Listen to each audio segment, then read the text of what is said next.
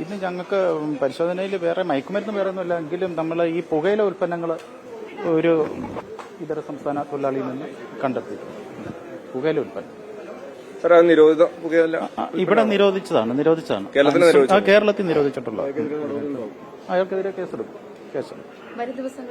വരും ദിവസം എല്ലാ ദിവസങ്ങളിലും ഞങ്ങൾ റെയ്ഡ് കണ്ടക്ട് ചെയ്യുന്നുണ്ട്. ഇനി എല്ലാ തുറന്നും അതുപോലെ തന്നെ റെയ്ഡ് കണ്ടക്ട് ചെയ്യും.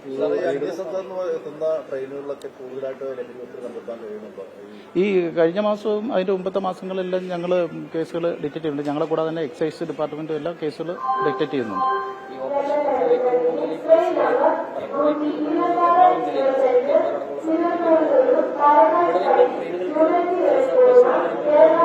എന്തോ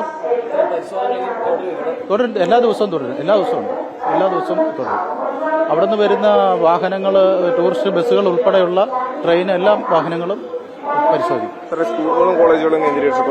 സ്കൂളുകളും കോളേജുകളും കേന്ദ്രീകരിച്ച് അവിടെ അടുത്തുള്ള കടകൾ, എല്ലാ സ്ഥാപനങ്ങളും കേന്ദ്രീകരിച്ച് ഇൻഫർമേഷൻ കളക്ട് ചെയ്തുകൊണ്ടും അല്ലാതെ എല്ലാം പോലീസ് ഡാൻസ് ഓഫ് ടീമുണ്ട് റെയ്ഡ് നടത്തുന്നുണ്ട്.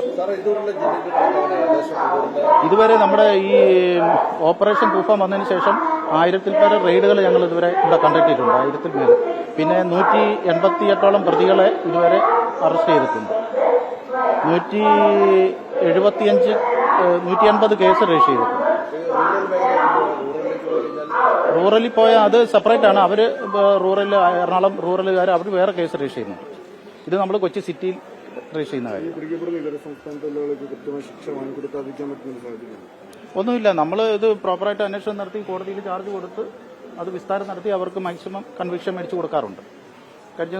കഴിഞ്ഞ മാസങ്ങളെല്ലാം ശിക്ഷ കൊടുത്തിട്ടുണ്ട്. 2 കേസ്.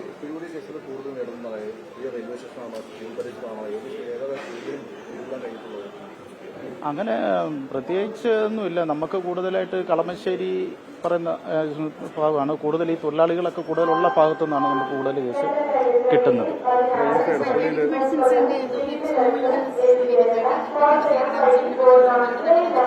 അല്ല, ഇത് സ്കൂളിന്റെ തൊട്ടടുത്തൊന്നുമില്ല. മറ്റേ ഇവരൊക്കെ താമസിക്കുന്ന ക്വാർട്ടേഴ്സുകളുണ്ട്, അപ്പോൾ തന്നെ ഫ്ളാറ്റുകളുണ്ട്, പിന്നെ മറ്റ് പല കടകളുണ്ട്. അവിടെ നിന്നൊക്കെയാണ് നമുക്കിത് കിട്ടുന്നത്.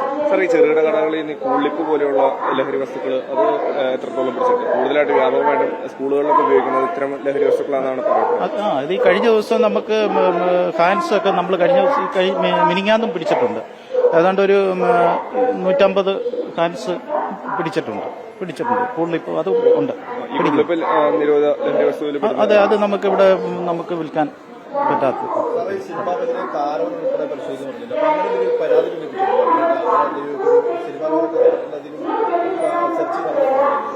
ഉണ്ട്. ഇപ്പൊ ഈ കഴിഞ്ഞ ദിവസങ്ങളിൽ നടന്നിട്ടില്ല. പിന്നെ അതിന് തൊട്ട് മുമ്പായിട്ട് വന്ന പരാതിയൊക്കെ ഞങ്ങൾ പോയി കാരവാനിലെല്ലാം ഞങ്ങൾ പരിശോധിച്ചിട്ടുണ്ട്. അല്ല, ആ സമയം ഒന്നും കിട്ടിയിട്ടില്ല.